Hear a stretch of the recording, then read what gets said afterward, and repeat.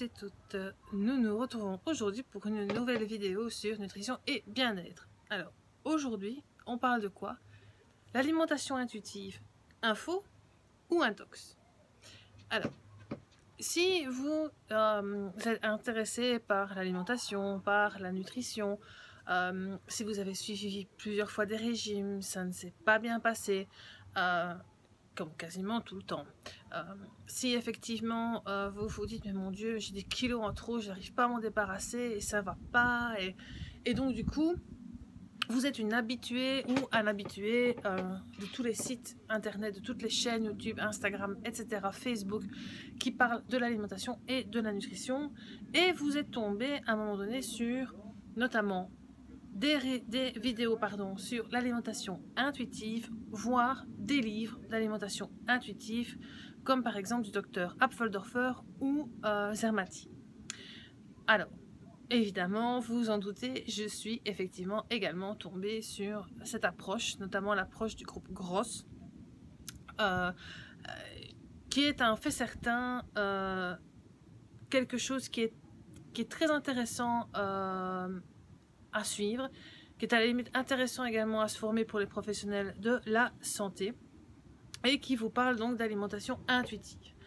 Alors, qu'est-ce que c'est l'alimentation intuitive? Eh bien, c'est une alimentation complètement dirigée par votre intuition, et autrement dit, vous mangez ce que vous voulez, quand vous voulez, vous abandonnez la plupart des règles que vous avez mis dans la tête pour pouvoir effectivement, soi-disant, perdre du poids ou être en meilleure forme ou en meilleure santé, et vous écoutez votre corps, vous revenez à une écoute du corps, donc à une écoute des signaux que sont la faim et la satiété, une écoute aussi des envies, vous ne vous interdisez plus rien, etc., etc., et vous allez à la limite même vers le côté beaucoup plus psychologique, à comprendre finalement si l'on part de la perte de poids, et effectivement en général cette alimentation intuitive, pourquoi est-ce qu'on l'aborde? Mais pour une question de poids, parce qu'on veut perdre du poids et parce qu'on ne sait plus du tout par où se passer, et qu'on tombe là-dessus.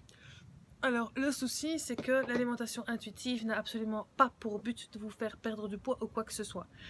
C'est pas du tout l'objectif, bien au contraire, puisque une des premières règles de l'alimentation intuitive, c'est de vous dire: si vous avez en tête d'utiliser l'alimentation intuitive pour perdre du poids, ça sert à rien, ça ne fonctionnera pas.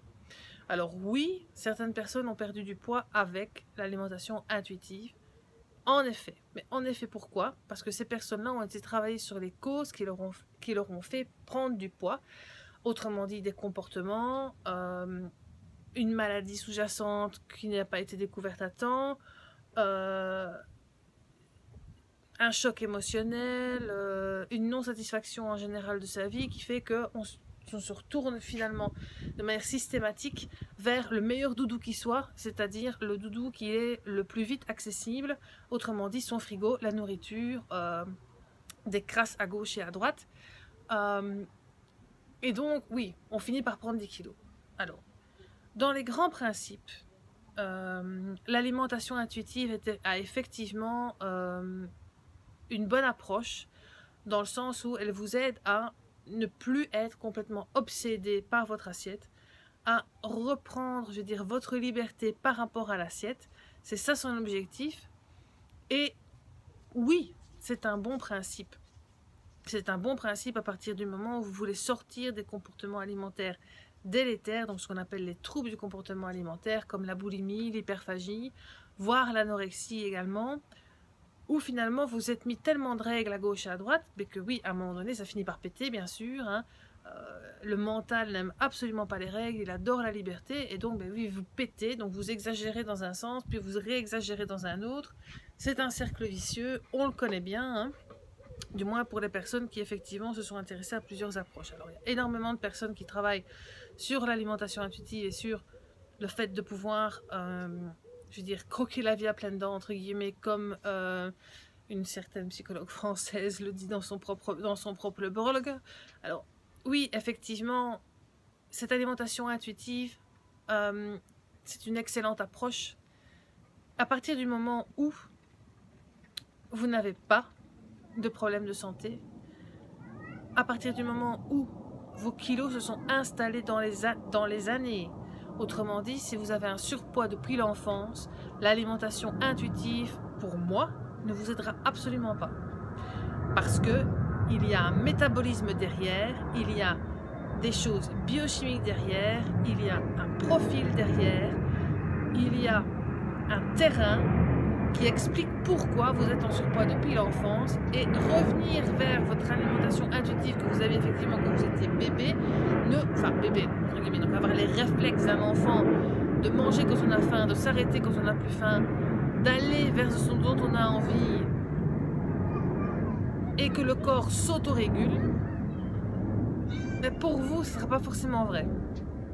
Comme pour des personnes qui ont des pathologies, qui ont des problèmes, comme par exemple des personnes qui ont des problèmes d'intoxication aux métaux lourds, ce n'est pas parce qu'elles ont une alimentation intuitive que les choses vont se régler. Des personnes qui souffrent de fatigue chronique, là non plus.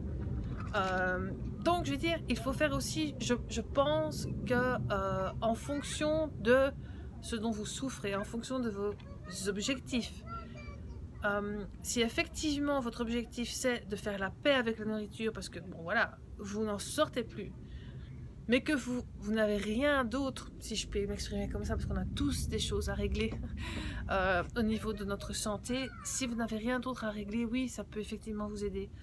L'alimentation intuitive peut aussi vous aider à partir du moment où vous connaissez extrêmement bien votre corps et vous savez écouter ses signaux.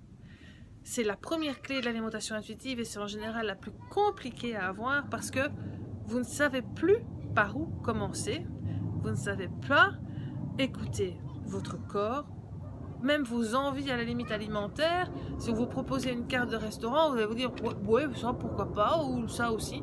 Donc les signaux que peut vous envoyer votre corps quand il a des carences, etc., oui, il le fait. Et vous êtes tellement habitué à vous comporter de manière autre que il va falloir avoir des mois, des années et être accompagné également pour pouvoir aller vers une alimentation complètement intuitive. Alors, comme je le disais en début de vidéo, à partir du moment où votre premier souci c'est votre surpoids, ce que je peux entièrement comprendre, n'est-ce pas, hein? On peut pas dire que je fais un 38 fillettes. L'alimentation intuitive, pour moi, à la base, au départ, ne vous aidera pas.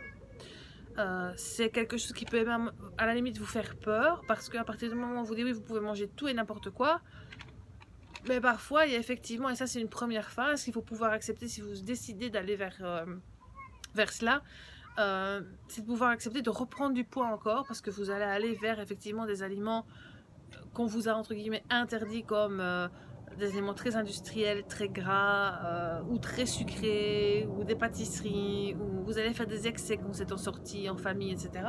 Et donc vous allez reprendre du poids, et là le problème c'est que si à la base vous abordez donc l'alimentation intuitive pour perdre du poids, ça va vous faire paniquer. Avoir votre balance montée, vos pantalons serrés encore plus. Et donc vous allez vous dire que ça ne fonctionne pas cette alimentation intuitive. Pour moi, l'alimentation intuitive, c'est vraiment ce à quoi tout le monde devrait retourner, effectivement, mais après avoir réussi à recomprendre comment son corps fonctionnait et après avoir réussi à réécouter son corps. Alors, on parle souvent, oui, mais par exemple, si vous mangez de la pizza, je veux dire, tous les jours pendant une semaine, votre corps ensuite va vous réclamer une salade, et c'est ça l'alimentation intuitive. Oui, mais non, c'est plus compliqué que ça. Pour moi, c'est beaucoup plus compliqué que ça. Il y a effectivement la base de l'alimentation intuitive, donc sortir des règles, je veux dire, profiter de la vie, profiter de sa famille, arrêter de se prendre la tête avec son assiette. Oui, évidemment, bien sûr, et c'est le but. Et le but aussi, c'est effectivement perdre du poids, mais c'est aussi en pleine forme pour pouvoir profiter des moments en famille, des joies que l'on a au quotidien. Exactement, c'est exactement ça. Et pour moi, l'approche de l'alimentation intuitive, c'est une approche qui doit se faire, enfin qui doit, j'aime pas ce terme-là, c'est une approche à explorer après. Une fois que l'on a réappris comment s'écouter, à savoir ce qui fait du bien à son corps, en fonction de ses différents profils, à savoir ce qui effectivement vous donne de l'énergie, du peps, et qui vous permet de sortir de troubles du comportement alimentaire ou de la gestion des émotions uniquement vers votre assiette. Voilà, alors bien loin de moi l'idée de vouloir attaquer le professeur Alfred Dorfer, Zermati ou toutes les personnes qui travaillent au niveau de l'alimentation intuitive. Ce sont des grands professionnels qui ont amené beaucoup de choses absolument extraordinaires dans tout cela et pour un bien-être. Je partage ici ma vue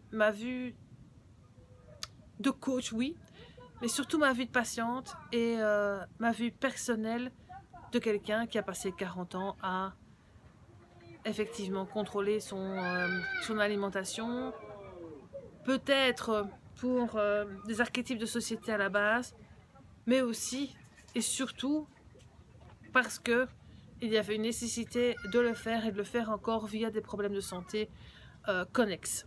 Donc voilà, donc j'espère que cette vidéo vous aura plu. N'hésitez pas à la liker, à la partager, à vous abonner à la chaîne si ce n'est pas encore fait. Et moi je vous dis à bientôt dans une prochaine vidéo. Prenez soin de vous surtout.